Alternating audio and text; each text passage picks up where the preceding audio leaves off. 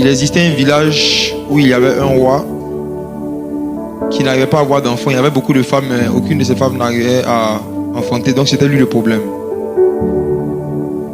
Et finalement, il a eu un enfant avec une dame. Et quand l'enfant est sorti, elle avait un corps de bébé. C'était une fille. Elle avait un corps de bébé et une tête d'araignée. La tête, c'était l'araignée. Et puis le corps, c'était le corps d'une femme. Et c'était tellement honteux pour le roi, à cause de son image devant les gens. Il a caché ce bébé-là. Et il avait interdit que cet enfant-là sorte. Donc l'enfant était élevé dans un endroit secret. L'enfant était enfermé quelque part où elle avait tout à sa disposition, des serviteurs, des servantes, tout ça. Et il avait interdit qu'on mette un miroir en fait dans le lieu où la jeune fille vivait. C'était interdit de lui offrir un miroir. Et il a dit que quiconque donnait un miroir à sa fille, il faisait tuer la personne. Et il avait demandé à toutes les personnes qui côtoyaient sa fille en question de lui dire qu'elle est la fille la plus belle du village.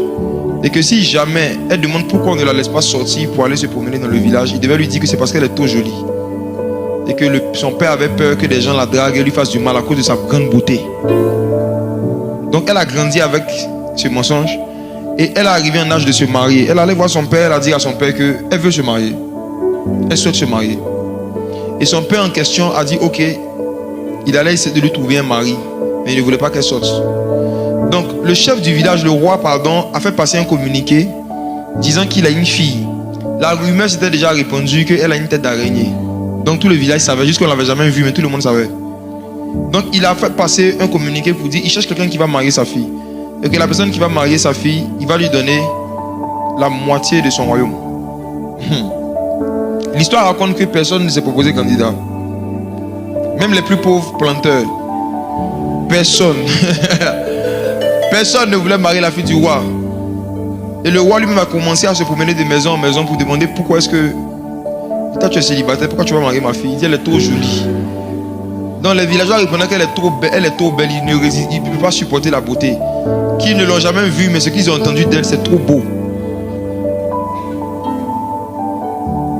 Et un jour, quelqu'un est venu d'un village lointain. Il a dit qu'il a entendu l'annonce et que lui, il est intéressé. Donc, le roi l'a reçu, le roi lui a présenté la fille, il a vu la fille, il a dit, elle correspond exactement à ce qu'il cherchait. Il a pris la fille, ils ont fait une cérémonie de mariage en privé. Le roi voulait lui donner, comme il avait promis, la moitié de son royaume, il a refusé. Il a dit que ce que lui veut en échange, c'est qu'on le laisse partir avec la fille dans son village lointain. Il veut quitter le village avec elle pour aller loin. Donc le roi a accepté. Parce que lui-même ça l'arrange, on te débarrasse de la fille et puis tu gardes ton argent. Et c'est comme ça que la fille s'est mariée avec ce monsieur.